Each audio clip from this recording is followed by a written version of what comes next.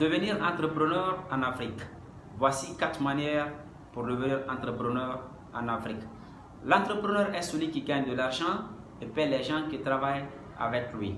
Les entrepreneurs en Afrique emploient plus de personnes que les gouvernements réunis, que ce soit en Guinée, au Mali, en Côte d'Ivoire, au Sénégal, au Burkina. Et donc pour toi, devenir entrepreneur, ça ne serait pas difficile. Pour commencer, je te supplie de t'abonner sur ma page. Et n'oublie pas de cliquer sur la cloche de notification. Ensuite, likez la vidéo et partagez dans tous les groupes. Merci. Voyons les raisons qui poussent les jeunes à devenir entrepreneurs. Premièrement, c'est le taux de chômage qui est élevé. Au lieu de s'asseoir pour ne rien faire, vaut mieux de commencer à pratiquer une activité commerciale avec un petit capital ou avec un budget très moindre. Donc, comme ça, tu es en train de pratiquer le métier de l'entrepreneuriat. L'entrepreneuriat s'apprend en créant une entreprise. Certains préfèrent devenir entrepreneurs pour être leur propre patron ou pour devenir riche. L'autre raison, c'est pour changer le monde. Voyons maintenant de façon pratique les 4 manières pour devenir entrepreneur. 1. Il s'agit de prendre des décisions. Et quand je parle de décisions, ce n'est pas des décisions dans le sable, mais des décisions dans les bétons. Il faut se dire, bien, voilà, je veux devenir entrepreneur. Et là, tu auras 2 possibilités. La première possibilité, c'est la carrière de l'entrepreneur. La deuxième possibilité, soit vous allez pratiquer l'entrepreneuriat de façon secondaire. Et là, je vais vous dire une chose. L'entrepreneuriat, c'est les risques.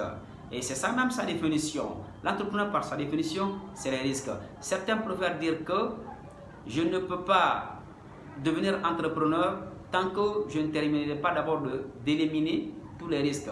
Et cela est impossible d'éliminer tous les risques. L'entrepreneuriat, c'est des risques. Deuxième point, tu dois rechercher tous les détails possibles de ton business. Tu es entrepreneur, tu dois connaître tous les détails de ton entreprise au bout de tes doigts. Tu dois regarder tes concurrents, comment ils fonctionnent, comment ils font pour gagner de l'argent, comment ils font pour maintenir la clientèle. Ce sont ces petites questions que vous allez vous poser pour pouvoir vous améliorer. Troisième point, c'est d'identifier tes clients. Il ne s'agit pas d'être agité pour dire que mon produit va intéresser tout le monde. Pour te dire vrai, ton produit ne pourra jamais intéresser tout le monde. Peut-être que ton produit peut intéresser soit ton père, soit ta mère, soit tes frères, tes cousines, tes cousins, tes amis. Mais ton produit ne pourra jamais intéresser tout le monde. Il faut d'abord chercher à connaître quels sont ton public cible. Je te donne un exemple. Tu es vendeur de cigarettes. Ton public cible, c'est des fumeurs. Donc, il faut aller placer ton produit devant les bars ou devant les terrasses. Tu es vendeur du courant. Ton public cible, ce ne serait qu'une communauté musulmane ou soit devant les mosquées. Alors, ton produit ne pourra jamais intéresser tout le monde.